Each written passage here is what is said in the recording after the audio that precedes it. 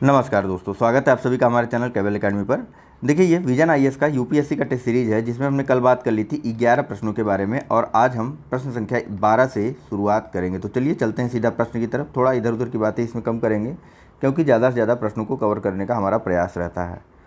तो प्रश्न तक पहुँचने से पहले जो मित्र नए हैं वो हमारे चैनल को सब्सक्राइब कर लेंगे और साथ ही साथ बेल आइकन के निशान को भी ज़रूर से ज़रूर दबा देंगे। तो चलिए तब तक आ गए हम लोग प्रश्नों की तरफ। यहाँ पूछा जा रहा है कि यदि सशस्त्र विद्रोह के आधार पर राष्ट्रीय आपातकाल घोषित किया जाता है तो इस स्थिति में पहला, अनुच्छेद 19 के तहत प्रदत्त मूल अधिकार स्वतः निलंबित हो जाते हैं। दूसरा कथन है कि मूल अधिकारों के प्रवर्तन हेतु न्यायालय में समावेदन करने के अधिकार को राष्ट्रपति निलंबित कर सकता है।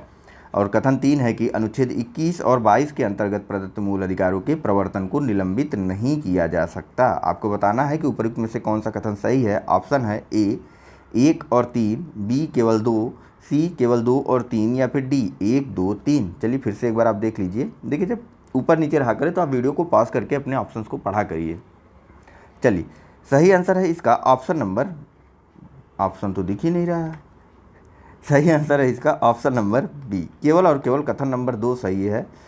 बाकी अन्य दोनों कथन यानी कि पहला और तीसरा गलत है। आइए बात करते हैं थोड़ा सा इसके बारे में कि क्यों यह दोनों कथन गलत है। सबसे पहले तीसरा कथन दिख रहा है, तो देखिए अनुच्छेद 21 और 20 का निलंबन जो है नहीं किया जा सकता। ठीक है, राष्ट्रपति द्वारा अनुच्छेद 20 और 21 के प्रवर्तन का निलंबन नहीं किया जा सकता। ठीक है, बाकी अन्य अधिकार जो है वह रहते हैं लेकिन उनका प्रवर्तन अदालतों द्वारा जो है निलंबित कर दिया जाता है राष्ट्रपति के द्वारा अनुच्छेद 359 के माध्यम से, या यूँ कहें कि आर्टिकल 359 के अकॉर्डिंग। आइए थोड़ा सा और बात करते हैं इसके बारे में। तो देखिए, हमने पढ़ा है कि अनुच्छेद 358 जो कि आर्टिकल नंबर 19 के निलंबन से संबंधित है, तो उसमें एक परंतुक लगाया गया। क्या परंतुक है कि देखिए, अनुच्छेद 19 में जो 6 मूल अधिकार दिए हुए हैं उनका निलंबन तो किया जा सकता है लेकिन सिर्फ और सिर्फ 2 कारकों के आधार पर। वे 2 कारक कौन कौन है? युद्ध या बाह्य आक्रमण के आधार पर ही अनुच्छेद 19 में प्रदत्त मूल अधिकारों को निलंबित किया जा सकता है, या यूँ कहें कि उनका प्रवर्तन निलंबित किया जा सकता है, बाकी अन्य आधार पर नहीं। जबकि यहाँ आधार क्या दिया है? सशस्त्र विद्रोह के आधार पर। तो सशस्त्र विद्रोह के आधार पर अनुच्छेद 19 में प्रदत्त मूल अधिकारों का निलंबन नहीं किया जा सकता है। ठीक है, चलिए, यह संशोधन बाद में किया गया था 44वें संविधान संशोधन के माध्यम से। कब हुआ था 44वां संविधान संशोधन? बताइए। यह हुआ था 1978 में। ठीक है, 1978 में। आइए चलते हैं अगले प्रश्न की तरफ। थोड़ा सा एक्सप्लेनेशन को हम और शॉर्ट करेंगे। ठीक है, देखिए, ज़्यादा चर्चा करेंगे तो ज़्यादा बड़ा वीडियो बन जाएगा, तो उसको थोड़ा छोटा छोटा करके चलते हैं। टेस्ट सीरीज हमको ज़्यादा से ज़्यादा डिस्कस करना है। बताइए यहाँ पर कि भारत में पंचायत का चुनाव लड़ने का अधिकार है। ऑप्शन है ए संवैधानिक अधिकार, बी सांविधिक अधिकार, सी विधिक अधिकार या डी मूल अधिकार। चलिए, सही आंसर है इसका ऑप्शन नंबर ए। ठीक, भारत में पंचायत का चुनाव लड़ने का अधिकार संवैधानिक अधिकार है। ठीक है, आप भाग 9 को देख सकते हैं। भाग 9 के आलोक में हम यह कह सकते हैं कि भारत में पंचायतों से संबंधित किसी भी पद पर चुनाव लड़ने का अधिकार एक संवैधानिक अधिकार है। ठीक, यह ऐसा उच्चतम न्यायालय का भी निर्णय था। ठीक है, हरियाणा बनाम अन्य के बाद में 2003 का वह बात था। यहाँ बताइए, यहाँ पूछा जा रहा है कि भारत सरकार के संसदीय स्वरूप की विशेषता निम्नलिखित में से कौन सी है? पहला, भारतीय संसद की संप्रभुता, दूसरा नाम मात्र की और वास्तविक कार्यपालिका, तीसरा कार्यपालिका का विधायिका के प्रति सामूहिक उत्तरदायित्व। आपको नीचे दिए कोड से सही उत्तर को चुनना है। ऑप्शन है आपके पास ए केवल 1 और 3, बी केवल 2, सी 2 और 3 या डी 1, 2 और 3। चलिए, सही आंसर है इसका ऑप्शन नंबर बी, केवल 2 और 3। ठीक, देखिए, नाम मात्र और वास्तविक कार्यपालिका, इसके बारे में एक्सप्लेनेशन की कोई आवश्यकता नहीं, आपको बहुत और स्पष्टता सारी चीज़ें पता है। कार्यपालिका यानी मंत्रिपरिषद जो है वह विधायिका के प्रति उत्तरदायी रहती, चाहे वह राज्यों से संबंधित हो या फिर केंद्र से संबंधित हो। ठीक है, बात करते हैं यहाँ पर भारतीय संसद की संप्रभुता। देखिए, भारत में संसदीय संप्रभुता को जो है सीमित किया गया है न्यायिक व्याख्याओं के आधार पर। ठीक है, भारत में ब्रिटिश संसद के समान संप्रभु नहीं है भारतीय संसद की, या कुछ भी कह सके, नहीं, ऐसा नहीं है। भारत में एक लिखित संविधान है और उसी की सीमा के अंतर्गत आपको रहना होगा। उससे बाहर निकलेंगे तो न्यायिक व्याख्याओं के माध्यम से आपकी शक्तियों को सीमित कर दिया जाएगा। तो वहीं अगर न्यायालय जो है अन्यथा कुछ चीज़ें बताती है तो संसद द्वारा जो है इसको जो है या फिर न्यायिक व्याख्याओं को संसदीय संशोधनों के माध्यम से, संवैधानिक संशोधनों के माध्यम से सीमित किया या हटाया जा सकता है। ऐसा पास्ट में भी हो चुका है काफ़ी बार। तो इस प्रकार हम देखते हैं भारतीय जो है संसदीय स्वरूप में इस चीज़ को काफ़ी ज़्यादा जो है व्यवस्थित रूप से या यूँ कहें कि सामंजस्य के रूप में बैठाया गया। ठीक, भारत में संसदीय संप्रभुता और न्यायिक स्वतंत्रता दोनों के बीच काफ़ी सामंजस्य बैठाया गया और यह दोनों एक दूसरे की शक्तियों को संतुलित करते रहते हैं। ठीक है, ब्रिटिश संसद की तरह हमारी संसद संप्रभु नहीं है। ठीक है, चलिए, न्यायालय जो है न्यायिक समीक्षा के माध्यम से इसकी शक्तियों का या यूँ कहें कि इसकी संप्रभुता को सीमित करता रहता है जब भी आवश्यकता ऐसी होती है। यहाँ बताइए कि निर्वाचन आयोग के संदर्भ में निम्नलिखित कथनों पर विचार कीजिए। पहला है कि संविधान में निर्वाचन आयोग के सदस्यों हेतु अर्हताएँ और शर्तें निर्धारित की गई हैं। कथन 2 है कि निर्वाचन आयुक्तों की सेवानिवृत्ति के पश्चात सरकार द्वारा किसी अन्य पद पर उनकी नियुक्ति प्रतिबंधित है।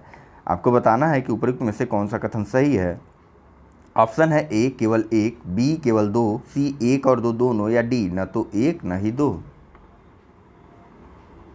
चलिए, सही आंसर है इसका ऑप्शन नंबर डी, न तो 1 न ही 2। देखिए, संविधान में निर्वाचन आयोग के सदस्यों के संबंधी कोई भी शर्तें या योग्यताएं या वेतन या किसी भी प्रकार का प्रावधान नहीं किया गया, बस बताया गया है निर्वाचन आयोग होगा भारत में। ठीक है, ऐसा संविधान में कहा गया है। वहाँ पर उनकी योग्यता शैक्षणिक, प्रशासनिक या न्यायिक आदि के बारे में कोई भी व्याख्या या फिर प्रावधान नहीं किया गया। नेक्स्ट, निर्वाचन आयुक्तों की सेवानिवृत्ति के पश्चात किसी अन्य पद पर नियुक्ति प्रतिबंधित नहीं हुई है। बिल्कुल नहीं प्रतिबंधित है। संविधान में इस बारे में कहीं पर भी कुछ नहीं कहा गया है कि निर्वाचन आयुक्तों की सेवानिवृत्ति के पश्चात उनको सरकार में किसी अन्य पद पर नियुक्त नहीं किया जा सकता, उन्हें नियुक्त किया जा सकता है। इसी संदर्भ में कहा जाता है कि निर्वाचन आयोग जो है इस पर सरकार का प्रभाव रहता है। इसी संदर्भ में ऐसा कहा जाता है, हालांकि आपको ऐसा लिखना नहीं है कहीं पर भी। चलिए, बात करते हैं अगले प्रश्न के बारे में। तो यहाँ एक स्टेटमेंट दी हुई, सबसे पहले तो उस स्टेटमेंट को पढ़ते हैं। देखिए, कहा जा रहा है कि इसे भारत के शासन को बेहतर बनाने वाले अधिनियम के रूप में जाना जाता है। इसके द्वारा ईस्ट इंडिया कंपनी को समाप्त कर दिया गया और सरकार, क्षेत्रीय और राजस्व संबंधी शक्तियों को ब्रिटिश क्राउन को हस्तांतरित कर दिया गया। आपको बताना है कि इस परिच्छेद में किसे संदर्भित किया जा रहा है। ऑप्शन ए है भारत सरकार अधिनियम 1858, बी चार्टर अधिनियम 1853, सी भारत परिषद अधिनियम 1861 या डी भारत सरकार अधिनियम 1919। चलिए, जल्दी कीजिए थोड़ा। देखिए, इसका सही आंसर है ऑप्शन नंबर ए। यहाँ से आप देख सकते हैं ईस्ट इंडिया कंपनी को समाप्त कर दिया गया। तो ईस्ट इंडिया कंपनी को कब समाप्त किया गया था? 1858 के अधिनियम के माध्यम से ईस्ट इंडिया कंपनी को समाप्त कर दिया गया था। और साथ ही साथ जो ईस्ट इंडिया कंपनी के घटक थे, बोर्ड ऑफ कंट्रोल, ऑफ लिख दो, बोर्ड ऑफ कंट्रोल, इसे और इसके अलावा कोर्ट ऑफ डायरेक्टर भी एक था ना, कोर्ट ऑफ डायरेक्टर्स, इन दोनों को जो है ख़त्म कर दिया गया। ये यूँ कहें कि विघटित कर दिया गया। बोर्ड ऑफ कंट्रोल और कोर्ट ऑफ डायरेक्टर, जब ईस्ट इंडिया कंपनी ही नहीं रही तो इनका औचित्य ही नहीं रह जाता, बोर्ड ऑफ कंट्रोल या फिर कोर्ट ऑफ डायरेक्टर्स का। तो इन सभी को विघटित कर दिया गया। भारत के गवर्नर जनरल को वायसराय कहा जाने लगा। एक अलग से पद सृजित किया गया इंग्लैंड में, भारत राज्य सचिव का। ठीक, एक अलग से पद सृजित किया गया था इंग्लैंड में, भारत राज्य सचिव का। यह भारत राज्य सचिव जो है यह ब्रिटिश संसद का कोई सदस्य होता था और कैबिनेट मंत्री का दर्जा भी प्राप्त था इसको। ठीक है, ब्रिटिश संसद का कोई सदस्य होता था और कैबिनेट मंत्री का दर्जा प्राप्त था। तो ब्रिटिश संसद का सदस्य होने के नाते यह जो है ब्रिटिश संसद के प्रति उत्तरदायी था। कौन? भारत राज्य सचिव। ठीक है, इसकी सहायता के लिए जो है, इसकी सहायता और इसको सहयोग देने के लिए एक 15 सदस्यीय परिषद का भी गठन किया गया था। किसकी सहायता के लिए? भारत राज्य सचिव की सहायता के लिए एक 15 सदस्यीय परिषद का भी गठन किया गया था, इसकी भारत राज्य सचिव की सहायता और सहयोग के लिए। ठीक है, चलिए अब बात करते हैं अगले प्रश्न के बारे में। मैं बार बार कहता हूँ चर्चा को सीमित करूँगा, लेकिन सीमित नहीं कर पाता हूँ, आदतन मजबूरी। चलिए, यहाँ बताइए कि भारत के संविधान में उल्लिखित धर्म की स्वतंत्रता के अधिकार के अंतर्गत यह उपबंधित किया गया है कि पहला, किसी व्यक्ति को राज्य द्वारा मान्यता प्राप्त शैक्षणिक संस्थान में धार्मिक शिक्षा प्राप्त करने हेतु बाध्य नहीं किया जा सकता। कथन 2 है कि सरकार द्वारा धार्मिक विन्यासों और तीर्थयात्रियों पर कोई शुल्क या कर आरोपित नहीं किया जा सकता है। नीचे कूट से आपको सही उत्तर को चुनना है। ऑप्शन है आपके पास ए केवल 1, बी केवल 2, सी 1 और 2 दोनों, या फिर डी न तो 1 न ही 2। जल्दी कीजिए। चलिए, सही आंसर है इसका ऑप्शन नंबर ए, यानी कि केवल और केवल पहला ही कथन सही है, कथन 2 गलत है। ठीक, देखिए कैसे, तो देखिए अनुच्छेद 28 में जो है, 28 में इस बारे में स्पष्ट प्रावधान किया गया है कि राज्य द्वारा जो है या राज्य नीति से पूर्णतः पोषित किसी संस्थान में जो है किसी व्यक्ति को धार्मिक शिक्षा के लिए या धर्म से संबंधित किसी बात के लिए बाध्य नहीं किया जाएगा। ठीक है, स्पष्टतया प्रावधान किया गया है। लेकिन हाँ, एक कंडीशन भी, अगर कोई संस्था जो न्यास या ट्रस्टीशिप के माध्यम से स्थापित की गई, न्यास या ट्रस्ट के माध्यम से स्थापित की गई, लेकिन इसका संचालन या यूँ कहें कि इसका प्रशासन राज्य सरकार द्वारा किया जा रहा है, तो यह इससे प्रतिबंधित नहीं होगा। इस पर अनुच्छेद 28 इस रूप में लागू नहीं हो सकता। ठीक है, मान लीजिए वो धार्मिक न्यास या धार्मिक ट्रस्ट रहा होगा, उसके द्वारा इस संगठन या फिर इस विद्यालय या फिर इस शिक्षा संस्थान का सृजन किया गया है, लेकिन उसका संचालन, उसका प्रबंधन राज्य सरकार कर रही, तो राज्य सरकार उसको जो है इस आधार पर नहीं प्रतिबंधित करेगी कि आपको जो है आप वहाँ पर धार्मिक शिक्षा दे रहे हैं। नहीं, ऐसा बिल्कुल नहीं होगा। ठीक है, ऐसा क्यों नहीं होगा? क्योंकि इसकी स्थापना यानी इस शैक्षिक संस्थान की स्थापना ही धर्म की शिक्षा हेतु एक अलग से ट्रस्ट के माध्यम से की गई थी, न कि राज्य सरकार के द्वारा। राज्य सरकार सिर्फ स्वयं द्वारा वित्त पोषित संस्थानों द्वारा जो है, ठीक, जिसकी स्थापना राज्य सरकार ने की है, पूर्णतः पोषित, ठीक, उन्हीं पर धार्मिक शिक्षा के लिए प्रतिबंध लगा सकता है, अन्य के लिए नहीं। यहाँ देखिए अनुच्छेद 29 नहीं, अनुच्छेद 27 इस बारे में स्पष्टतः कहता है कि किसी व्यक्ति को आप मजबूर नहीं करेंगे कि वह धार्मिक विन्यासों अथवा तीर्थयात्रियों पर कोई शुल्क या कर दिया जाए। ठीक है, किसी को आप मजबूर नहीं करेंगे कि आप जो है कुछ न कुछ शुल्क दीजिए अपनी धार्मिक इस धर्म की वृद्धि या फिर इस धर्म के वित्त पोषण हेतु या इस धर्म को बनाए रखने के लिए। लेकिन वहाँ शुल्क की बात नहीं की जा सकती, राज्य शुल्क लगा सकता है। देखिए कर और शुल्क में बहुत अंतर है। ठीक है, तो राज्य द्वारा जो है टैक्स तो नहीं लगाया जाता, लेकिन शुल्क लगाया जा सकता है। शुल्क इस संबंध में लगाया जा सकता है राज्य द्वारा सिर्फ और सिर्फ कि जो भी वहाँ पे धार्मिक स्थलों के पास जो सुख सुविधाएं आपको मिल रही हैं, ठीक है, उसकी सुविधाओं के लिए, वहाँ पर सुरक्षा हेतु आदि चीज़ों के प्रबंधन के लिए जो राज्य सरकार द्वारा व्यवस्था की जा रही, उसके लिए राज्य सरकार द्वारा आपसे शुल्क लिया जा सकता है। ठीक है, चलिए चलते हैं अब आगे अगले प्रश्न की तरफ। उम्मीद है आपको चीज़ें अच्छे से समझ में आ रही होंगी, तो आप वीडियो को लाइक करते हुए भी चलिएगा। देखिए मेहनत आप ही लोगों के लिए की जा रही है। यहाँ बताइए, अनिवासी भारतीय यानी कि NRI और विदेशी भारतीय नागरिक यानी कि OCI कार्ड धारक के संबंध में निम्नलिखित कथनों पर विचार करना है आपको। पहला कथन है कि दोनों को किसी भी उद्देश्य से भारत आने के लिए प्रवेश वीज़ा की आवश्यकता होती है। कथन 2 है कि कृषि या बागान परिसंपत्तियों के अधिग्रहण से संबंधित मामलों के संदर्भ में दोनों की स्थितियाँ समान हैं। आपको बताना है कि उपयुक्त कथनों में से कौन सा कथन सही है। ऑप्शन है आपके पास A केवल 1, B केवल 2, C 1 और 2 दोनों, या D न तो 1 न ही 2। चलिए जल्दी कीजिए। ठीक है, सही आंसर है इसका ऑप्शन नंबर D, न तो कथन 1 सही है और न ही कथन 2 सही है। ठीक, क्यों नहीं सही है? तो देखिए अनिवासी भारतीय तो भारत का ही नागरिक होता है ना, वह भारत में रह नहीं रहा है लेकिन है तो भारत का ही नागरिक, तो इसको किसी प्रकार के वीज़ा की आवश्यकता नहीं है भारत आने के लिए। वहीं दूसरी तरफ अगर बात करें OCI कार्ड धारक की, तो भारत नागरिकता अधिनियम 1955 के तहत जो है OCI कार्ड धारक की व्याख्या की गई, OCI कार्ड धारक का प्रावधान किया गया था, तो उसमें यह बताया गया है कि यह किसी भी उद्देश्य के लिए भारत आ सकता है। ठीक है, साथ ही साथ इसके पास आजीवन वीज़ा होता है। ठीक है, लाइफ टाइम इसके पास भारत आने जाने का वीज़ा रहता है, बार बार आने जाने के लिए इसको किसी भी वीज़ा की आवश्यकता नहीं होती है। ठीक है, चलिए अब बात करते हैं अगले ऑप्शन की तरफ। तो अगला ऑप्शन इसलिए गलत है कि OCI कार्ड धारक और NRI में महज बस इतना अंतर है कि देखिए कृषि और बागान परिसंपत्तियों के अधिग्रहण का OCI कार्ड धारक के पास कोई अधिकार नहीं होता। यह कृषि या बागान परिसंपत्तियों संबंधी किसी प्रकार की संपत्ति को नहीं खरीद सकता या अधिग्रहित नहीं कर सकता। वहीं NRI जबकि भारत का ही नागरिक है, तो इसको भारत की नागरिकता से संबंधित सभी चीज़ें प्राप्त हैं। ठीक है, चलिए बाकी अन्य चीज़ों में NRI और OCI के समान अधिकार हैं। ORI बोल रहा हूँ। ठीक है, OCI और NRI के अधिकार अन्य सभी क्षेत्रों में समान है, बस सिर्फ और सिर्फ यही एक अंतर है कि कृषि या बागान परिसंपत्तियों के अधिग्रहण के संबंधित अधिकार NRI के पास तो हैं, लेकिन ओवरसीज सिटीजन ऑफ इंडिया के पास नहीं है, यानी कि OCI विदेशी भारतीय नागरिक कार्ड धारक के पास ऐसे अधिकार नहीं है। चलिए बात कर लेते हैं अब अगले प्रश्न की तरफ, या अगले प्रश्न की बात करेंगे ना, अगले प्रश्न की तरफ थोड़ी नहीं चलेंगे, अब अगले प्रश्न की तरफ। चलिए यहाँ बताइए कि भाषाई अल्पसंख्यकों के लिए विशेष अधिकारी के संदर्भ में निम्नलिखित कथनों पर आपको विचार करना है। पहला कथन है कि संविधान में प्रत्येक राज्य हेतु भाषाई अल्पसंख्यकों के लिए विशेष अधिकारी के पद का प्रावधान किया गया है। कथन 2 है कि केवल भाषाई अल्पसंख्यकों के कल्याण से संबंधित क्षेत्रों में 10 वर्ष से अधिक का अनुभव रखने वाले व्यक्ति को ही इस पद पर नियुक्त किया जा सकता है। आपको बताना है कि उपरोक्त कथनों में से कौन सा कथन सही है।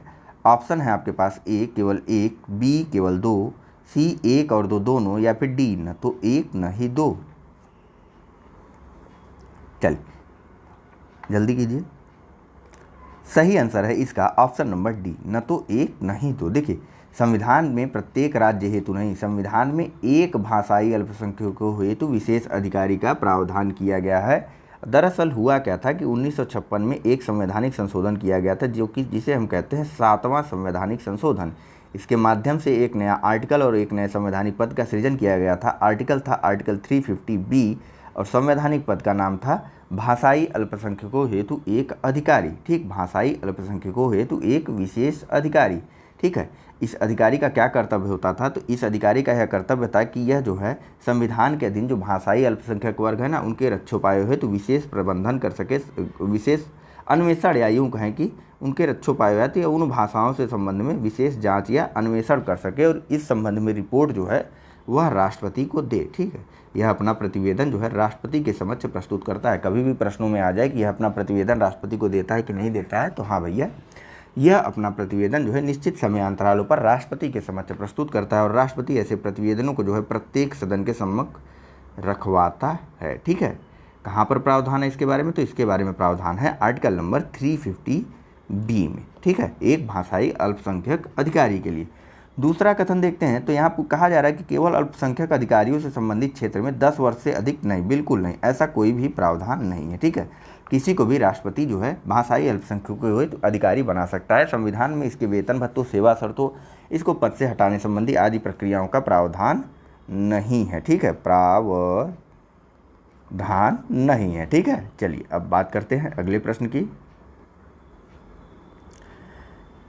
अगले प्रश्न में पूछा जा रहा है कि भारतीय संविधान के अनुच्छेद 1 के तहत भारतीय संघ की अभिव्यक्ति में निम्नलिखित में से कौन शामिल है? पहला, राज्यों के राज्य क्षेत्र। दूसरा, संघ राज्य क्षेत्र। तीसरा, किसी भी समय भारत सरकार द्वारा अर्जित किए जाने वाले क्षेत्र। आपको नीचे कूट का प्रयोग करके सही उत्तर को चुनना है। ऑप्शन है आपके पास ए केवल 1, बी केवल 1 और 2, सी 1, 2 और 3, या डी केवल 3। बताइए कौन कौन सा क्षेत्र जो है वह भारत संघ की अभिव्यक्ति में शामिल है। चलिए, सही आंसर है इसका ऑप्शन नंबर ए, केवल और केवल राज्यों के राज्य क्षेत्र ही भारत संघ की अभिव्यक्ति में शामिल हैं। आप कंफ्यूज मत करिएगा, मैं बता रहा हूँ, निश्चिंत रहिए।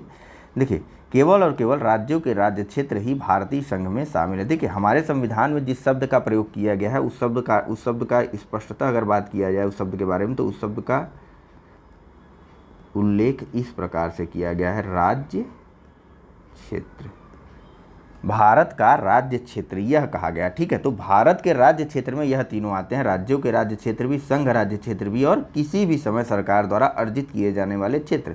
यह तीनों इसमें आते हैं भारत के राज्य क्षेत्र के अंतर्गत। ठीक है, यह जो है भारतीय संघ से ज़्यादा व्यापक बात की गई है यहाँ पर भारत के राज्य क्षेत्र की। आइए थोड़ा सा डिफरेंस और समझिए, आप ऐसे परेशान हो जाएंगे। देखिए, भारतीय संघ, ठीक, संघ की बात हो रही, संघ की, तो संघ में कौन शामिल होता है? संघ जो है यह राज्यों के द्वारा या किसी समूह के द्वारा मिल करके बनाया जाता है। ठीक है, संघ जो है राज्यों या किसी समूह के द्वारा मिल करके बनाया जाता है। और यहाँ पर पूछ भी रहा है भारतीय संघ के बारे में। ठीक है, संघ में शक्तियों का हस्तांतरण भी होता है। ठीक है, राज्यों के मध्य और केंद्र के मध्य, जबकि जो केंद्र शासित प्रदेश होते हैं जिनका भारत सरकार द्वारा अर्जन किया जाता है, वे जो है उनका प्रशासन सीधे सीधे केंद्रीय सरकार द्वारा ही होता है, जबकि राज्यों में ऐसा नहीं है। राज्यों में सरकार को शक्तियों का हस्तांतरण राज्यों और सरकार के बीच, यानी कि केंद्र और राज्य प्रांतों के बीच इनका विभाजन या यूँ कहें कि हस्तांतरण होता है। ठीक है, शक्तियों का। तब भारतीय संघ की जब यहाँ सिर्फ और सिर्फ प्रश्न में भारतीय संघ के बारे में पूछ रहा है, तो भारतीय संघ में सिर्फ और सिर्फ भारत के राज्य क्षेत्र ही शामिल होंगे, न कि अन्य दोनों। अन्य दोनों कहाँ शामिल होंगे इसके साथ? तो अन्य दोनों इसके साथ शामिल होंगे भारत का राज्य क्षेत्र शब्द के अंतर्गत। यह तीनों सभी ये तीनों एक साथ शामिल होते हैं। ठीक है, राज्यों के राज्य क्षेत्र, संघ राज्य क्षेत्र और किसी भी समय भारत सरकार द्वारा अर्जित किए जाने वाले क्षेत्र। ठीक है, चलिए आइए आगे चलते हैं। यहाँ पूछा जा रहा है कि निम्नलिखित में से किस प्रकार के विधेयक के माध्यम से संसद, कहाँ गया माउस, संसद द्वारा किसी राज्य का नाम परिवर्तित किया जा सकता है। ऑप्शन है आपके पास, ए संसद के साधारण बहुमत से पारित विधेयक द्वारा, बी संसद के विशेष बहुमत से पारित विधेयक द्वारा, सी संसद के विशेष बहुमत तथा एवं राज्य विधायिका के अनुसमर्थन से पारित विधेयक द्वारा, या डी संसद के पूर्ण बहुमत से पारित विधेयक द्वारा। चलिए, सही आंसर है इसका ऑप्शन नंबर ए। ठीक, यानी कि संसद एक साधारण बहुमत के माध्यम से पारित विधेयक द्वारा जो है किसी भी राज्य का नाम परिवर्तित कर सकती है। बस कंडीशन 2 है। देखिए 22 संदर्भ में बताया कहाँ गया, तो अनुच्छेद 3 में बात की गई है। ठीक है, अनुच्छेद 3, 4, 5 आपको वहाँ पर मिल जाएगी। इसमें 5 नहीं, अनुच्छेद 2, 3, 4 में आपको इस संदर्भ में कई चीज़ें मिल जाएंगी। लेकिन देखिए अनुच्छेद 3 में ना इसलिए बात कर रहा हूँ कि इस संदर्भ में 2 कंडीशन है। एक कि बिना राष्ट्रपति के सिफारिश के ऐसा कोई भी विधेयक नहीं लाया जाएगा सदन में, यानी कि सदन में राज्यों के नाम परिवर्तन, उनकी सीमाओं में परिवर्तन आदि भी चीज़ों के बारे में जो कोई भी प्रावधान या कोई भी विधेयक लाया जाता है तो बिना लिख दूँ राष्ट्रपति की सहमति के ऐसा विधेयक संसद में नहीं लाया जा सकता। ठीक है, पहला कंडीशन कि राष्ट्रपति की सहमति होना आवश्यक है। अब कंडीशन नंबर 2, राष्ट्रपति की सहमति के लिए ले आया जाएगा और राष्ट्रपति जो है उस विधेयक को भेजेगा राज्यों के विधानमंडल में। जिस राज्य के संबंध में ऐसा प्रावधान किया जाना है तो उस राज्य के विधानमंडल के सम्मुख जो है ऐसा विधेयक प्रस्तुत करेगा। ठीक है, एक निश्चित समयावधि के लिए, मतलब पहले से ही उस विधेयक में या उस प्रस्ताव में यह बता दिया जाएगा कि आपके पास राष्ट्रपति द्वारा यह उल्लेखित कर दिया जाएगा कि आपके पास इतना निश्चित समय है, आपको इस निश्चित समय के अंदर अंदर यह डिसाइड कर लेना है कि आपके राज्य का नाम परिवर्तित करना है, नहीं करना है, यह किया जा रहा है, वैसे किया जा रहा है, ऐसे किया, मतलब विभिन्न चीज़ें उसके बारे में प्रावधानित उसमें उल्लेखित रहेंगी, जो भी उसके बारे में प्रावधान किया गया होगा राज्य के नाम, सीमा आदि से संबंधित परिवर्तनों के बारे में।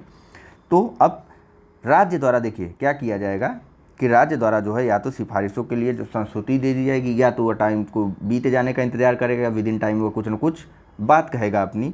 तो जो बात अगर वो कहता है, ठीक है, या तो मान लीजिए कि उसने कुछ कहा ही नहीं, और अगर मान लीजिए कि उसने राष्ट्रपति से कुछ कह दिया, तो राष्ट्रपति इस चीज़ को मानने के लिए बाध्य नहीं है। ऐसा बिल्कुल नहीं है कि राज्य ने जो कहा उसको राष्ट्रपति मान लेगा, नहीं, बिल्कुल नहीं, राष्ट्रपति इसको मानने के लिए बाध्य नहीं है। ठीक है, और जैसा फिर राष्ट्रपति चाहेगा वैसा ही परिवर्तन वह उसके द्वारा करवाया उसके द्वारा किया जा सकता है, या अनुमति उसके द्वारा दे दी जा सकती है। और अनुमति के बाद यह विधेयक आ जाएगा सदन में, और सदन द्वारा इसे साधारण बहुमत के माध्यम से पारित कर दिया जाएगा, और उस राज्य का नाम फिर परिवर्तित कर दिया जाएगा, या उसकी सीमा को परिवर्तित कर दिया जाएगा। चलिए चलते हैं अगले प्रश्न की तरफ।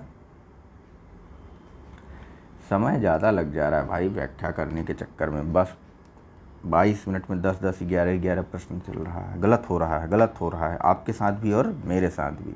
यहाँ बताइए, स्वतंत्रता एवं समानता के मध्य संबंध के संदर्भ में निम्नलिखित कथनों पर विचार करना है आपको। पहला कथन है कि समानता के अभाव में स्वतंत्रता बहुसंख्यकों पर कुछ लोगों के आधिपत्य को स्थापित करेगी, और कथन 2 है कि स्वतंत्रता के बिना समानता व्यक्तिगत प्रयासों को बाधित करेगी। आपको बताना है कि उपर्युक्त में से कौन सा कथन सही है। ऑप्शन है आपके पास, ए केवल ए, बी केवल 2, सी केवल 1 और 2 दोनों, या फिर डी न तो 1 और न ही 2। चलिए, सही आंसर है इसका ऑप्शन नंबर सी, दोनों कथन सही है। देखिए, स्वतंत्रता, समानता और बंधुत्व की बात हमारे संविधान में या हमारे संविधान की उद्देशिका में बिल्कुल स्पष्ट रूप से की गई है, और यह तीनों एक दूसरे के बिना अधूरे हैं। ठीक है, बस सिंपल सा यहीं से आप समझ लीजिए। कभी कभी प्रश्नों में आपको बंधुत्व देखने को मिल जाएगा, कभी कभी प्रश्नों में आपको समानता देखने को मिल जाएगा, स्वतंत्रता देखने को मिल जाएगा। तो जो भी मिले, यह तीनों एक दूसरे से संबंधित है और तीनों एक दूसरे के बिना अधूरे हैं। ठीक है, तो यहाँ 2 की बात की जा रही थी, दोनों भी तो एक दूसरे के बिना अधूरे होंगे। चलिए बात करते हैं अगले प्रश्न के बारे में। तो यहाँ बात की जा रही एसआरसी यानी कि राज्य पुनर्गठन आयोग के संदर्भ में निम्नलिखित कथनों पर आपको विचार करना है। पहला कथन है कि इसका गठन यानी कि राज्य पुनर्गठन आयोग का गठन जो है 1947 में राज्य के पुनर्गठन हेतु एक सेकंड फिर से पढ़ रहा हूँ। देखिए, राज्य पुनर्गठन आयोग के संदर्भ में निम्नलिखित कथनों पर आपको विचार करना है। पहला कथन है कि इसका गठन 1947 में राज्यों के पुनर्गठन के निर्धारण हेतु किया गया था। कथन 2 है कि इसे फजल अली की अध्यक्षता में गठित किया गया था, और कथन 3 है कि इसने एक भाषा एक राज्य के सिद्धांत को अस्वीकृत कर दिया था। आपको बताना है कि उपर्युक्त में से कौन सा कथन सही है? ऑप्शन है आपके पास ए केवल 1, बी केवल 1 और 2, सी केवल 2 और 3 या फिर डी 1, 2 और 3। जल्दी से प्रश्नों को फिर से, कथनों को आप फिर से पढ़िए, वीडियो को पॉज करके इसको पढ़ लिया करिए जब ऐसे ऊपर नीचे करने का सवाल करने की स्थिति रहा करे प्रश्नों में।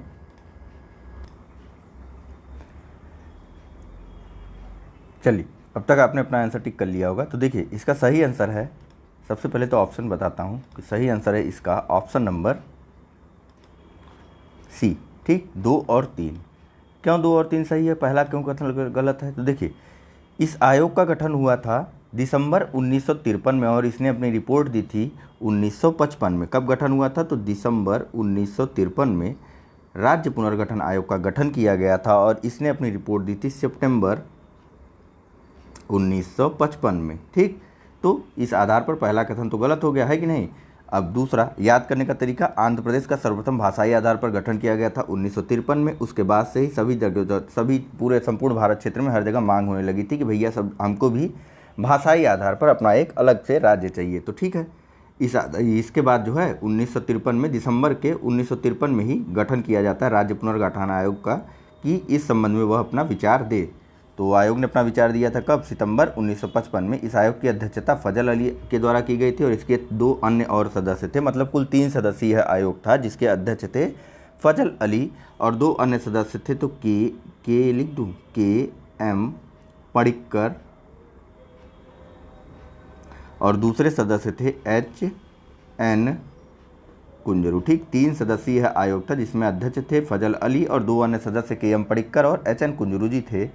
और इस आयोग द्वारा जो है एक भाषा एक राज्य के सिद्धांत को पूर्णतः अस्वीकार करते हुए कहा गया था कि भैया देखो, भाषाई आधार पर राज्यों का गठन तो करो, लेकिन इसमें जो है प्राथमिकता आपको देनी है प्रशासनिक आधार पर, वित्तीय तर्कों के आधार पर, साथ ही साथ आर्थिक के आधार पर। ठीक है, न कि सिर्फ और सिर्फ भाषाई आधार पर, एक भाषा एक राज्य के आधार पर नहीं।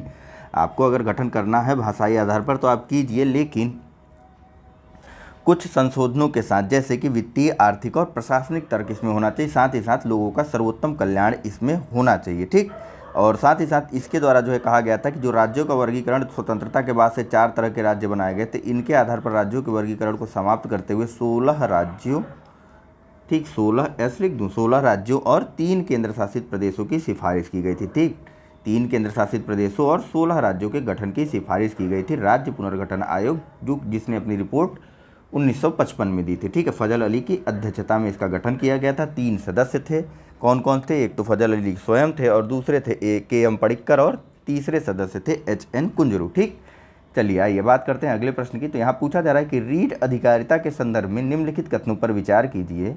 पहला कथन है कि संसद विधि द्वारा मूल अधिकारों के प्रवर्तन हेतु उच्चतम न्यायालय के अतिरिक्त किसी अन्य न्यायालय को भी रीट अधिकारिता का उपयोग करने का अधिकार प्रदान कर सकती है। कथन 2 है कि उच्च न्यायालय की रीट अधिकारिता उच्चतम न्यायालय की तुलना में व्यापक है। और कथन 3 है कि उच्च न्यायालय द्वारा अपनी रीट अधिकारिता का उपयोग करने से मना किया जा सकता है। आपको बताना है कि उपयुक्त में से कौन सा कथन सही है। विकल्प है आपके पास कि ऑप्शन ए में केवल 1, बी में केवल 2 और 3, सी केवल 1 और 3 या डी 1, 2, 3। बताइए कौन सा कथन सही है। तीनों कथन आपके सामने हैं। चलिए देखिए, सही कथन है ऑप्शन नंबर डी, यानी कि 3 के 3 हो ही कथन इसके सही है। आइए थोड़ा सा इसके बारे में बात करते हैं। देखिए, अनुच्छेद 32 अगर आपने पढ़ा होगा जो संवैधानिक उपचारों के संदर्भ में है, तो उसमें स्पष्ट रूप से यह बताया गया कि संसद द्वारा जो है नियम या विधि बना करके मूल अधिकारों के प्रवर्तन के लिए जो रीट जारी करने की अधिकारिता है, उसका उपयोग करने की शक्ति अन्य न्यायालयों को भी दे सकती है। हालांकि अभी तक ऐसा किया नहीं गया है, तो व्यवहारिक रूप में अभी तक सिर्फ और सिर्फ उच्चतम न्यायालय के पास अनुच्छेद 32 तक और हाई कोर्ट यानी कि उच्च न्यायालयों के पास अनुच्छेद 226 के तहत रीट जारी करने का अधिकार है। ठीक, अन्य बातें करते हैं कि उच्च न्यायालयों की रीट अधिकारिता उच्चतम न्यायालयों की तुलना में व्यापक है। बिल्कुल सही बात है। देखिए, उच्चतम न्यायालय को रीट सिर्फ और सिर्फ मूल अधिकारों पर ही जारी करने की शक्ति है। ठीक, मूल अधिकारों के अलावा उच्चतम न्यायालय अन्य अधिकारों के संदर्भ में रीट जारी नहीं कर सकता, जबकि उच्च न्यायालय या हाई कोर्ट जो है यह मूल अधिकारों के अलावा अन्य विधिक अधिकारों पर भी रीट जारी कर सकता है। ठीक है, अन्य विधिक अधिकारों पर भी रीट कौन जारी कर सकता है? उच्च न्यायालय जारी कर सकता है। चलिए तीसरा कथन देखिए कि उच्च न्यायालय द्वारा अपनी रीट अधिकारिता के उपयोग से मना किया जा सकता है। बिल्कुल सही बात है। उच्च न्यायालयों की यह जो रीट अधिकारिता है ना, यह विवेकाधीन है। किसके विवेकाधीन? उच्च न्यायालय के। समझिए यह रीट जो है विवेकाधीन है। उच्च न्यायालय विचार करता है कि हाँ वह ऐसी रीट को मंजूर करेगा या ऐसी रीट को अस्वीकार कर देगा। ठीक, वह देखेगा कि हाँ भैया यह मामला जो है यह विचार करने योग्य है भी कि नहीं है। लेकिन सुप्रीम कोर्ट चूंकि यह अनुच्छेद 32 मूल अधिकार के अंतर्गत आता है, तो सुप्रीम कोर्ट मना कर ही नहीं सकता है। सुप्रीम कोर्ट मूल अधिकारों के संदर्भ में मना कर ही नहीं सकता। या आपका और हमारा मूल अधिकार होगा कि हम सुप्रीम कोर्ट में जाएं और अपनी बात कहें, और सुप्रीम कोर्ट को हमारी बात सुननी ही सुननी होगी। जबकि उच्चतम न्यायालय जो है वह विवेकाधीन अधिकारों का प्रयोग करते हुए हमारी बात को सुनने से इनकार कर सकता है। ठीक है, चलिए अब आगे बात करते हैं। अगला प्रश्न है, युग्म बना दिए गए हैं, इन पर आपको विचार करना है। ठीक है, बताइए राज्य के नीति निदेशक तत्व हैं एक तरफ, दूसरी तरफ इनसे संबंधित विचारधाराओं की बात की गई है। तो आप इनको देखिए और नीचे लिए हुए कथनों से आपको बताना है कौन सा सही सुमेलित है। ठीक है, तो पहले यहाँ पर आप इसे पढ़ लीजिए। ऐसे सुमेलित करने वाले प्रश्नों को आप स्वयं ही पढ़ते, मैं नहीं पढ़ता हूँ, क्योंकि मैं पढ़ूंगा तो कन्फ्यूजन हो जाएगी। तो पढ़िए, वीडियो को पॉज करके पढ़िए भाई, ऐसे ही मत पढ़ लिया करिए।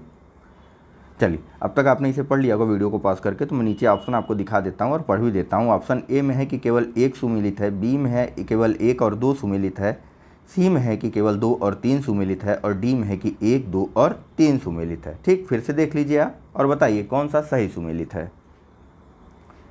चलिए, सही आंसर है इसका ऑप्शन नंबर 1, यानी कि केवल और केवल पहला ही कथन सुमेलित है, बाकी अन्य दोनों कथन नहीं सुमेलित है। ठीक है, आइए थोड़ा सा बात कर लेते हैं राज्य के नीति निदेशक तत्वों के बारे में। देखिए, संवैधानिक रूप से तो ऐसा वर्गीकरण संविधान में कुछ है नहीं कि यह गांधीवादी विचार है या फिर यह उदारवादी विचार है या फिर यह समाजवादी विचार है। ठीक, ऐसा कोई वर्गीकरण राज्य के नीति निदेशक तत्वों के संदर्भ में संविधान द्वारा तो नहीं किया गया है, लेकिन उसके प्रावधान इस प्रकार से किए गए हैं कि हम और आप मिलकर के उसको 3 आधारों पर वर्गीकृत कर सकते हैं कि यह विचार जो है यह गांधीवाद का विचार है, यह विचार उदारवाद का विचार है और यह विचार समाजवाद का विचार है। तो चलिए बता देता हूं आपको, और आप भी स्पष्टतया समझ लीजिए। मैं सिर्फ और सिर्फ अनुच्छेद बताऊंगा और उन अनुच्छेदों को जा करके आप देखिएगा। देखिए, समाजवादी सिद्धांत का क्या अर्थ होता है कि ऐसा सिद्धांत जिसका लक्ष्य होता है सामाजिक और आर्थिक न्याय को सुनिश्चित करना, सामाजिक और आर्थिक न्याय को सुनिश्चित करना, उसे ही हम समाजवादी सिद्धांत कहते हैं। तो इसके अंतर्गत कौन कौन आएगा? क्या ये आएगा कि देश के सभी नागरिकों को एक समान सिविल संहिता? नहीं ना। तब क्या क्या आएगा समाजवादी सुधारों के अंतर्गत? समाजवादी सुधारों के अंतर्गत जैसे आप देख सकते हैं आर्टिकल नंबर 38 को, आर्टिकल नंबर 39 को, आर्टिकल नंबर 39A को, आर्टिकल नंबर 41 को, आर्टिकल नंबर 42 को, आर्टिकल नंबर 43 को, और आर्टिकल नंबर 43A को, आर्टिकल नंबर 47 को। ठीक, इन सभी को आप समाजवादी सुधारों के अंदर देख सकते हैं, जिसमें अगर थोड़ा बात की जाए तो आर्टिकल नंबर 38 में जो है यहाँ बात की गई है सामाजिक, आर्थिक और राजनीतिक न्याय की बात की गई, आय की प्रतिष्ठा, सुविधा और अवसरों की समानता की बात की गई है अनुच्छेद 38 में। ठीक, 48 नहीं 38 में। वहीं बालकों के स्वस्थ विकास के अवसर प्रदान करने की बात की गई अनुच्छेद 39 में। समान न्याय को प्रोत्साहित करना और निर्धनों को निःशुल्क विधिक सहायता प्रदान करने की बात की गई है आर्टिकल नंबर 39A में। वहीं काम प्राप्त करने और शिक्षा पाने, बेरोजगारी, वृद्धावस्था, बीमारी और निःशक्तता यानी कि अयोग्यता के संदर्भ में लोक सहायता पाने के अधिकारों की बात की गई है अनुच्छेद 41 में। अनुच्छेद 42 कार्य की न्याय संगत और मानवोचित दशाओं साथ ही साथ प्रसूति यानी कि गर्भावस्था के दौरान सहायता का उपबंध करता है। वहीं अनुच्छेद 43 बात करता है सभी कर्मचारियों को जो है निर्वाह, शिष्ट जीवन और सामाजिक और सांस्कृतिक अवसरों की उपलब्धता सुनिश्चित करवाने की। तो 43A कहता है कि उद्योग के प्रबंधन में कर्मचारियों या कर्मकारों की भागीदारी के लिए। और अनुच्छेद 47 क्या कहता है बताइए? अनुच्छेद 47 कहता है कि लोगों के पोषाहार तथा जीवन स्तर को ऊंचा करते हुए लोक व्यवस्था में सुधार करने की बात करता है। ठीक है, तो इस प्रकार से हम देखते हैं कि यह सभी अनुच्छेद जो है वह समाजवाद की व्याख्या करते हैं, और इन सभी अनुच्छेदों में किसी में भी यह नहीं बताया गया कि देश के नागरिकों के लिए एक समान सिविल संहिता की बात की गई हो। ठीक, चलिए आगे देखते हैं। नेक्स्ट देख लेते हैं हम गांधीवादी विचारों के बारे में। तो पहला कथन तो सही है कि ग्रामीण क्षेत्रों में कुटीर उद्योगों को व्यक्तिगत या सहकारी आधार पर बढ़ावा देना। आइए पहले बात करते हैं उन अनुच्छेदों के बारे में जिनमें जो है गांधीवादी विचारों की बात की गई है। ठीक है, तो सबसे पहले बात करते हैं अनुच्छेद 40। देखिए अनुच्छेद 40 को आप देखिएगा।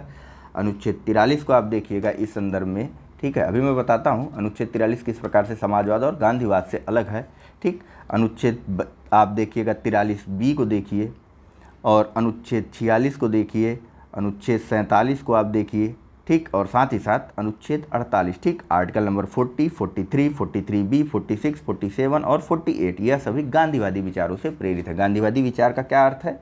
तो देखिए, राष्ट्रीय आंदोलन के दौरान महात्मा गांधी द्वारा जो पुनर्निर्माण की योजना बनाई गई थी उसके आधार पर ही इन सभी अनुच्छेदों को अगर हम देखें तो इनमें हम गांधीवादी विचारों को पाएंगे, ठीक है। तो आइए बात कर लेते हैं बारी बारी से। देखिए, अनुच्छेद 40 क्या कहता है? अनुच्छेद 40 ग्राम पंचायतों के गठन की बात करता है और साथ ही साथ स्वशासन की इकाइयों के लिए उनमें जो है अतिरिक्त शक्तियाँ, यानी कि पंचायतों को अतिरिक्त शक्तियाँ और उनको प्राधिकार देने की बात करता है। वहीं अनुच्छेद 43 की अगर बात करें तो यह ग्रामीण क्षेत्रों में कुटीर उद्योगों को व्यक्तिगत या फिर सहकारी आधार पर, यानी कि कोऑपरेटिव आधार पर बढ़ावा देने की बात कर रहा है। तो 43B अगर हम देखेंगे तो 43B में सहकारी समितियों के गठन की बात की गई है, लोकतांत्रिक उनके जो है लोकतांत्रिक नियंत्रण और व्यावसायिक प्रबंधन को प्रोत्साहित करने की बात की गई है, ठीक है।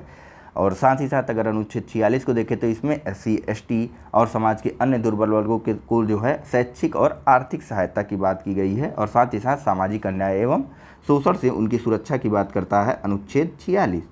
वहीं अनुच्छेद 47 को अगर देखें तो अनुच्छेद 47 में मादक पेय पदार्थों और स्वास्थ्य के लिए हानिकारक पदार्थों, जो यहाँ बताया गया, ठीक, मादक पेय पदार्थों और स्वास्थ्य के लिए हानिकारक औषधियों के उपयोग पर प्रतिबंध, ठीक, और औषधीय प्रयोजनों को छोड़ करके, ठीक, औषधीय प्रयोजनों के लिए अगर ऐसी चीज़ों का उपयोग किया जा रहा है तो उन पर प्रतिबंध नहीं लगाता अनुच्छेद 47।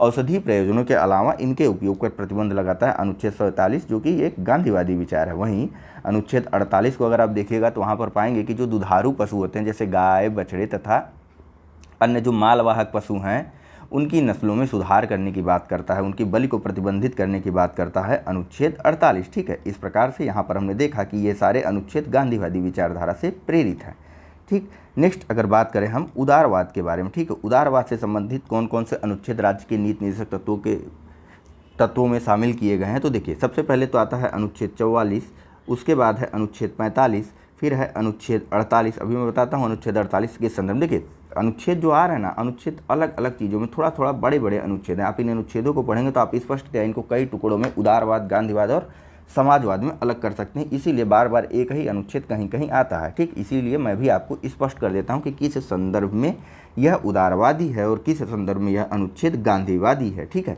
तो अनुच्छेद 48 में आप उदारवाद को देखेंगे, अनुच्छेद 48A में आप उदारवाद को देखेंगे। इसके अलावा आपको मिलेगा अनुच्छेद 49, वहाँ पर भी आप उदारवाद देख सकते हैं। अनुच्छेद 50 में उदारवाद सिद्धांत की व्याख्या की गई है और अनुच्छेद 51 में, ठीक है। तो चलिए आइए बात करते हैं इन अनुच्छेदों के बारे में बारी बारी से। सबसे पहले तो अनुच्छेद 44, ठीक। अनुच्छेद 44 क्या करता है? कहता है देश के सभी नागरिकों को लिए एक समान सिविल संहिता या फिर जिसे हम बोलते हैं कॉमन सिविल कोड होना चाहिए, ठीक। अनुच्छेद 44 में ऐसी बात कही गई। तो अनुच्छेद 45 क्या कहता है? अनुच्छेद 45 जो है वह प्रारंभिक शैशवावस्था की देखभाल की बात करता है, यानी जब तक कोई बच्चा जैसे जन्म से लेकर के 6 वर्ष तक की आयु की देखभाल की जिम्मेदारी राज्यों के ऊपर सौंपता है अनुच्छेद 45। वहीं अनुच्छेद 48 की अगर बात करें तो अनुच्छेद 48 में जो कृषि और पशुपालन के आधुनिकीकरण और वैज्ञानिक प्रणालियों को संगठित करने की बात की गई है ना अनुच्छेद 48 में, वह आता है उदारवाद के सिद्धांत के अंतर्गत, ठीक है। बाकी गाय, बछड़ों तथा अन्य दुधारू पशुओं की नस्लों में सुधार तथा उनकी बलि का प्रतिषेध गांधीवादी विचारधारा के अंतर्गत आता है और यह भी आपको अनुच्छेद 48 में ही मिलेगा, ठीक है। तो अनुच्छेद 48 दोनों में आ रहा है, समझ गए आप। बाकी अनुच्छेद 48A की बात करें तो यहाँ पर पर्यावरण के संरक्षण और उसके संवर्धन की बात की गई, जो कि एक उदारवादी विचार की व्याख्या, उदारवादी विचार के संदर्भ में कहा गया है, ठीक है। किसकी बात की गई है? पर्यावरण का संरक्षण, उसका बढ़ावा यानी कि संवर्धन, वन तथा वन्य जीवों की रक्षा की बात करता है अनुच्छेद 48A, ठीक है। और अनुच्छेद 49 जो है राष्ट्रीय महत्व के घोषित किए गए कलात्मक और ऐतिहासिक अभिरुचि के स्मारकों, संस्थानों और वस्तुओं के संरक्षण की बात करता है अनुच्छेद 49। वहीं अनुच्छेद 50 क्या कहता है? अनुच्छेद 50 कहता है कि राज्य की लोक सेवाओं में न्यायपालिका और कार्यपालिका के पृथक्करण की बात की गई है। तो अनुच्छेद 51 जो है अंतर्राष्ट्रीय शांति और सुरक्षा की अभिवृद्धि की बात करता है अनुच्छेद 51। साथ ही साथ अंतर्राष्ट्रीय विधि तथा संधि बाध्यताओं के प्रति आदर बढ़ाने की बात करता है और अंतर्राष्ट्रीय विवादों को जो है आर्बिट्रेशन के माध्यम से यानी कि मध्यस्थता के माध्यम से सुलझाने की बात करता है अनुच्छेद 51, ठीक है। तो इस प्रकार से हमने देखा कि पूरे राजनीतिक राज्य के नीतिनिदेशक तत्वों को हमने इस एक प्रश्न के माध्यम से पढ़ डाला और यह भी उनका वर्गीकरण भी स्वयं से कर डाला कि कौन से विचार, कौन से अनुच्छेद जो है वह किस प्रकार से गांधीवादी, उदारवादी और समाजवादी प्रकृति के हैं। ठीक है, चलिए अब आगे देखते हैं। तो यहाँ बात की गई कि क्षेत्रीय परिषदों के संदर्भ में निम्नलिखित कथनों पर विचार कीजिए। पहला कथन है कि क्षेत्रीय परिषदें संवैधानिक निकाय हैं जिनका गठन राज्यों के मध्य सहयोग को बढ़ावा देने हेतु किया गया है। कथन 2 है कि सभी क्षेत्रीय परिषदों का अध्यक्ष प्रधानमंत्री होता है। और कथन 3 है कि इनके निर्णय राज्य सरकारों पर बाध्यकारी होते हैं। आपको बताना है कि उपयुक्त में से कौन सा कथन सही है। ऑप्शन है आपके पास ए केवल 1 और 2, बी केवल 2 और 3, सी केवल 1 और 3 या डी उपयुक्त में से कोई नहीं। चलिए बताइए आप कौन सा कथन सही है, कौन सा कथन गलत है। वीडियो को पॉज कर लिया करिए, मैं बार बार आपसे कह रहा हूँ। देखिए मुझे जल्दी ख़त्म करना रहता है, इस वजह से मैं थोड़ा स्पीड में भी बोलता हूँ। अगर आपको लगता है कि ज़्यादा स्पीड में है तो आप स्क्रीन पे देख रहे होंगे एक 3 डॉट बना होगा। ठीक है, स्क्रीन के राइट हैंड साइड में अगर आप देखेंगे तो आपको 3 डॉट बना हुआ मिल जाएगा। उस पर क्लिक करते ही आपको प्लेबैक स्पीड का एक ऑप्शन दिखेगा अपनी स्क्रीन पे नीचे की तरफ। आप उस प्लेबैक स्पीड के माध्यम से अपने मेरे बोलने की स्पीड को कम या तेज़ कर सकते हैं। ठीक है, जैसी आपको सुविधा हो उस हिसाब से आप उसको कर सकते हैं। चलिए तो देखिए इसका सही आंसर है ऑप्शन नंबर, कहाँ गया, उपयुक्त में से कौन सा कथन सही है। तो पहला कथन तो गलत है, यह भी गलत है, यह भी गलत है, तो यानी कि उपयुक्त में से कोई नहीं। ठीक है, ऑप्शन नंबर डी जो है इसमें सही है। ठीक है, आइए बात करते हैं इनके बारे में थोड़ा किसके बारे में, क्षेत्रीय परिषदों के बारे में और दिए गए कथनों के बारे में जरा सा बात करते हुए हम निकलते हैं यहाँ से। देखिए क्षेत्रीय परिषदें पहली चीज़ तो संवैधानिक निकाय नहीं है, यह एक सांविधिक निकाय है जिनका गठन जो है एसआरसी के माध्यम से ही किया गया था। जब राज्य पुनर्गठन अधिनियम 1956 पारित किया गया था तो उसी के माध्यम से क्षेत्रीय परिषदों का भी गठन किया गया था। तो यह संसद के अधिनियम द्वारा बनाया गया था। देखिए सांविधिक और संवैधानिक में बस इतना अंतर है, सांविधिक लिख दे रहा हूँ मैं यहाँ पे, सांविधिक और संवैधानिक में बस मात्र इतना अंतर है कि जो नियम संसद के विधि द्वारा बनाए जाते हैं वह सांविधिक होते हैं, यानी कि विधियों के साथ बनाए गए नियम होते हैं। ठीक है, वहीं संवैधानिक विधि वे होते हैं, संवैधानिक निकाय या संवैधानिक विधि वे होते हैं जिनका उल्लेख संविधान में किया गया रहता है। ठीक है, तो चलिए अब तो आप अंतर समझ गए होंगे। यहाँ मैं क्या बता रहा था कि हाँ, क्षेत्रीय परिषदें जो संवैधानिक निकाय नहीं है, सांविधिक निकाय है, इनका गठन एसआरसी अधिनियम 1956, वही एसआरसी है जिसकी अध्यक्षता अफजल अली आयोग के द्वारा की गई थी। तो उसने अपनी रिपोर्ट सितंबर 1955 में दी थी। उसी के आधार पर 1956 में जो है एक राज्य पुनर्गठन अधिनियम पारित किया गया था। ठीक है, तो राज्य पुनर्गठन अधिनियम के तहत जो है कितनी क्षेत्रीय परिषदों का गठन किया गया था बताइए।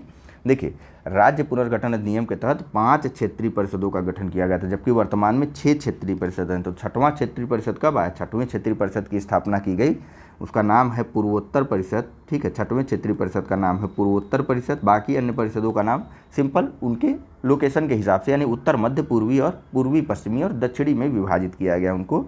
और 6वां जो आया था पूर्वोत्तर परिषद, यह जो है पूर्वोत्तर परिषद अधिनियम 1971 के माध्यम से बनाया गया था। ठीक है, पूर्वोत्तर परिषद अधिनियम 1971 के माध्यम से एक अन्य क्षेत्रीय परिषद का गठन किया गया था जो था पूर्वोत्तर परिषद अधिनियम। ठीक, तो ठीक है, पहला कथन तो गलत हो गया। अब देखिए दूसरा कथन, सभी क्षेत्रीय परिषदों का अध्यक्ष प्रधानमंत्री होता है। नहीं, बिल्कुल नहीं, सभी क्षेत्रीय परिषदों का अध्यक्ष होता है गृह मंत्री। ठीक, गृह मंत्री सभी क्षेत्रीय परिषदों का अध्यक्ष होता है। और अगर बात करें इसके अन्य सदस्यों के बारे में तो देखिए सभी क्षेत्रीय परिषद, यानी अगर हम बात करें पूर्वोत्तर परिषद की, मान लीजिए बात करें तो पूर्वोत्तर परिषद के अंतर्गत जो भी राज्य शामिल है, मान लीजिए कि ABCDE, ठीक, ये 4 राज्य शामिल हैं। ठीक है, पूर्वोत्तर परिषद के अंतर्गत ABCDE, ठीक, 4 नहीं 5, ठीक, ये 5 राज्य अगर शामिल है तो इन 5 राज्यों के मुख्यमंत्री, ठीक, इन 5 राज्यों के मुख्यमंत्री इस परिषद में शामिल होंगे। परिषद की अध्यक्षता गृह मंत्री द्वारा की जाएगी और इन सभी 5 राज्यों के मुख्यमंत्री भी पूर्वोत्तर परिषद में शामिल होते हैं। और इसके अलावा इन 5 राज्यों से 2-2 अन्य मंत्री, कितने, 2-2 अन्य मंत्री इसी पूर्वोत्तर परिषद में शामिल होंगे। इसके अलावा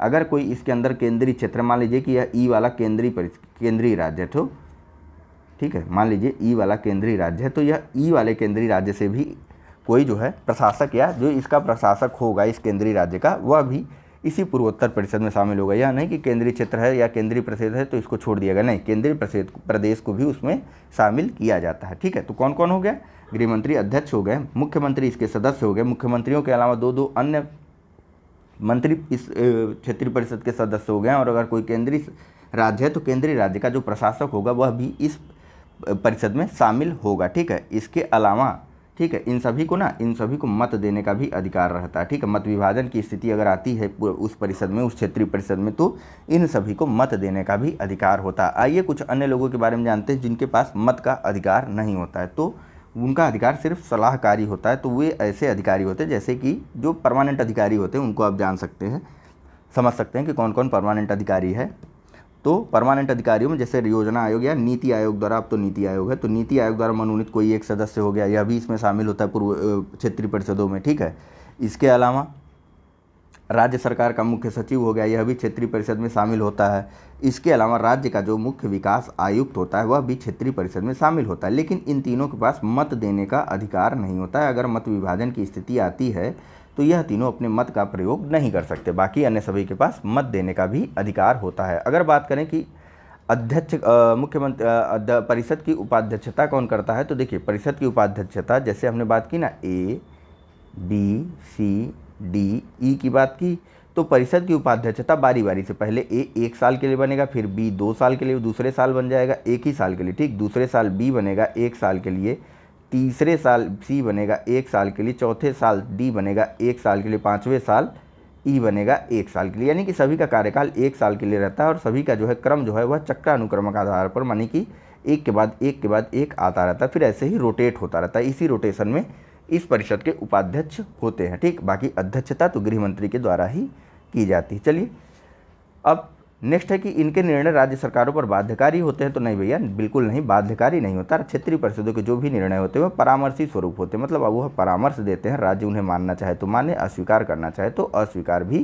कर सकता है। ठीक है, चलिए अब चलते हैं अगले प्रश्न की तरफ। अगला प्रश्न है कि नीति आयोग की टीम इंडिया विंग के अंतर्गत निम्नलिखित में से कौन शामिल है। ऑप्शन है आपके पास A प्रधानमंत्री और मुख्य कार्यकारी अधिकारी, B प्रत्येक राज्य और केंद्रीय मंत्रालयों के प्रतिनिधि, C उच्च कोटि के डोमेन विशेषज्ञ और विद्वान, D नीति आयोग के साथ कार्य करने वाला युवा विद्वान और प्रशिक्षु छात्र। चलिए सही आंसर है इसका ऑप्शन नंबर B प्रत्येक राज्य और केंद्रीय मंत्रालयों के प्रतिनिधि नीति आयोग के टीम इंडिया विंग में शामिल है। इसके बारे में कुछ बात करने की ऐसी आवश्यकता नहीं। देखिए नीति आयोग जो है 3 शाखाएं बनाया है नीति आयोग ने, कई विशिष्ट शाखाएं जिसमें 3 मुख्य हैं। जैसे कि एक रिसर्च विंग है, उसमें जो है उच्च कोटि के डोमेन विशेषज्ञ और विद्वान रहते हैं शामिल, किसमें, शोध या रिसर्च विंग में। ठीक, वहीं दूसरी तरफ एक अन्य विंग है जो परामर्शिता विंग है, और एक अन्य विंग है जिसका नाम है टीम इंडिया विंग। इसमें तो बता ही दिया गया कि आपको कौन शामिल होता है। परामर्शिता विंग या कंसल्टेंसी विंग में जो है विदेशियों को भी शामिल किया जाता है, देसी विदेशी सभी को शामिल कर लिया जाता है, जो भी विद्वान रहते हैं उन सभी को शामिल किया जाता है। ठीक है, तो इसके बारे में कुछ ऐसा खास नहीं है। आपसे टीम इंडिया विंग जरूर पूछा जा सकता है, अगर पूछा भी जाएगा, अन्य किसी के बारे में नहीं। तो टीम इंडिया विंग के बारे में आप बता सकते हैं कि प्रत्येक राज्य और केंद्रीय मंत्रालयों के प्रतिनिधि इसमें शामिल होते हैं टीम इंडिया विंग में। ठीक है, इसका काम यह होता है, उच्च कोटि की टिक कर रहा हूँ, टीम इंडिया विंग, ठीक, उच्च कोटि नहीं, टीम इंडिया विंग में प्रत्येक राज्य और केंद्रीय मंत्रालयों के प्रतिनिधि शामिल होते हैं। मूलतः इसका उद्देश्य वही है कि सभी राज्यों को बराबर का या समान प्रतिनिधित्व मिले। ठीक है, मतलब राज्यों के बारे में अगर प्लान बनाया जा रहा है तो राज्य भी उसमें शामिल हों। यहाँ बताइए, सुमेलित करवाने वाला प्रश्न है, चूंकि है तो इसे आपको ही स्वयं सुमेलित करवाना है। बहुत ही आसान प्रश्न है, कई बार इसके बारे में चर्चा हुई है हमारी।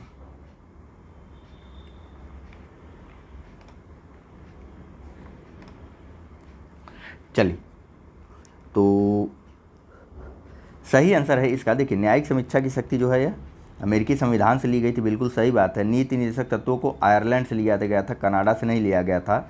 और अवशिष्ट शक्तियों का विचार ब्रिटिश संविधान से नहीं, अवशिष्ट शक्तियों का विचार कनाडा के संविधान से लिया गया था। ठीक है, तो यानी कौन सा कथन सही होगा, ऑप्शन नंबर A केवल और केवल पहला ही युग्म सही सुमेलित है, बाकी अन्य युग्म सही सुमेलित नहीं। नीति निर्देशक तत्वों को आयरलैंड से लिया गया था, अवशिष्ट शक्तियों का विचार जो है कनाडा के संविधान से लिया गया था। चलिए आगे चलते हैं।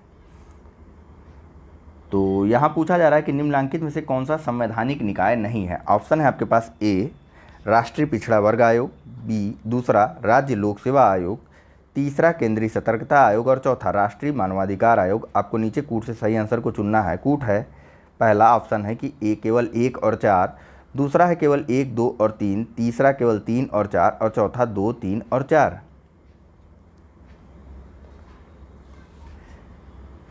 चलिए, सही आंसर है इसका ऑप्शन नंबर सी। ठीक, यह दोनों जो है यानी कि सीवीसी और राष्ट्रीय मानवाधिकार आयोग, यह दोनों संवैधानिक निकाय नहीं है। बाकी राष्ट्रीय पिछड़ा वर्ग आयोग को जो है 102वें संविधान, पहले नहीं था, अब जो है 102 कॉन्स्टिट्यूशनल अमेंडमेंट यानी कि संवैधानिक संशोधन के द्वारा जो है इसे एक संवैधानिक निकाय का दर्जा दे दिया गया। संविधान संशोधन के माध्यम से 102वें संविधान संशोधन के माध्यम से राष्ट्रीय पिछड़ा वर्ग आयोग को अनुच्छेद 333B में 333B कह रहा हूँ 338B में स्थान देते हुए क्या बना दिया गया, एक संवैधानिक आयोग बना दिया गया। ठीक है, कौन सा, राष्ट्रीय पिछड़ा वर्ग आयोग अब एक संवैधानिक निकाय है, अब इसको संवैधानिक दर्जा दे दिया गया। वहीं राज्य लोक सेवा आयोग के बारे में तो बात ही नहीं उठता। राज्य लोक सेवा आयोग जो भी होते हैं या संवैधानिक आयोग हैं, आप लोक सेवा आयोग की तैयारी भी कर रहे हैं तो आपको बहुत अच्छे से पता है। अगर बात की जाए किस भाग में दिया गया है संविधान के, तो आप क्या बताएंगे, बताइए। देखिए, संविधान के भाग 14 में राज्य लोक सेवा आयोग और संघ लोक सेवा आयोग के बारे में बात की गई है। अनुच्छेद है 315 से लेकर के 323 तक। ठीक है, 324 मत करिएगा, 324 करते ही निर्वाचन आयोग पहुंच जाएंगे आप लोग। देखिए, अब केंद्रीय सतर्कता आयोग के बारे में थोड़ी सी बात करते हैं, थोड़ी सी बात राष्ट्रीय मानवाधिकार आयोग के बारे में भी कर लेते हैं। देखिए, सीवीसी की स्थापना जो है किसकी सिफारिश पर हुई थी, बताइए। काफ़ी जो है यह इंपॉर्टेंट प्रश्न है। देखिए, सीवीसी की स्थापना होती है संथानम समिति की रिपोर्ट के आधार पर केंद्रीय सतर्कता आयोग की स्थापना की गई थी। कब की गई थी, तो इसकी स्थापना की गई थी 1964 में। ठीक है, बाद में सन 2003 में एक संवैधानिक अधिनियम द्वारा या एक विधि द्वारा इसे जो है पारित करके सीवीसी को सांविधिक दर्जा दे दिया गया। ठीक है, पहले यह सिर्फ एक कार्यकारी आदेश द्वारा गठित किया गया था, तो न यह संवैधानिक था न ही यह सांविधिक था 1964 से लेकर के 2003 के बीच। लेकिन 2003 में संसद ने विधि बना करके इसको सांविधिक दर्जा दे दिया, यानी कि अब यह संसद की विधि द्वारा बनाया गया एक आयोग है, इसीलिए इसे सांविधिक आयोग कहते हैं। पूरा नाम इसका केंद्रीय सतर्कता आयोग है और शॉर्ट में हम इसे बोलते हैं सीवीसी। ठीक है, चलिए आगे देखते हैं। तो राष्ट्रीय मानवाधिकार का गठन तो गठन से ही है, मतलब कि राष्ट्रीय मानवाधिकार अपने गठन से ही सांविधिक आयोग है। ठीक है, सांविधिक आयोग है। राष्ट्रीय मानवाधिकार अपने गठन के समय से ही इसको जो है 1993 में बनाया गया था एक अधिनियम के माध्यम से। ठीक है, अधिनियम का नाम क्या था बताइए, मानवाधिकार संरक्षण अधिनियम 1993। ठीक है, इतना बड़ा नाम है तो यहाँ लिखा नहीं जा सकता है। मानवाधिकार संरक्षण अधिनियम 1993 के माध्यम से इसको स्थापित किया गया था। ठीक है, 2006 में एक बार इस अधिनियम को संशोधित भी किया गया था। किस अधिनियम को, मानवाधिकार संरक्षण अधिनियम को 2003 में एक बार संशोधित भी किया गया था। चलिए, समय बहुत ज़्यादा हो रहा है इसीलिए प्रश्नों को यहीं पर रोक दिया जा रहा है। तो thank you very much for discussion. अगले लेक्चर में हम प्रयास करेंगे कि थोड़ा सा और इसे सीमित किया जाए चर्चा को। चलिए, थैंक यू।